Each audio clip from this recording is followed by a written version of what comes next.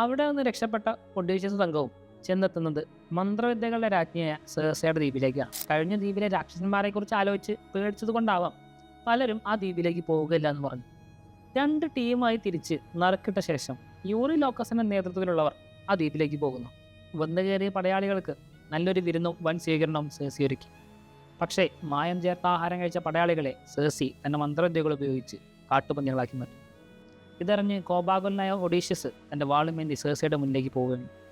അവിടെയാണ് ഗ്രീക്ക് ദൈവമായ സ്യൂസിന്റെ പുത്രി അഥീന, സൗന്ദര്യത്തിന്റെയും യുദ്ധത്തിന്റെയും പ്രതീകമായ രാജ്ഞി, തന്റെ വിശ്വസ്തനായ ഹെർമിസിനെ വിട്ട് ഒഡീഷ്യസിനെ വിലക്കുന്നത്. സെർസി മന്ത്രവിദ്യകളുടെ റാണിയാണെന്നും ഇവൾ നൽകുന്ന പാനീയങ്ങളൊന്നും തന്നെ കുടിക്കരുതെന്നും ഹെർമിസ് ഒഡീഷ്യസിനെ നിർദ്ദേശിച്ചു. മറ്റുള്ള പടയാളികളെ പോലെ ഒഡീഷ്യസിനും വൻ സ്വീകരണവും നല്ലൊരു വിരുന്നും സെർസി ഒരുക്കി.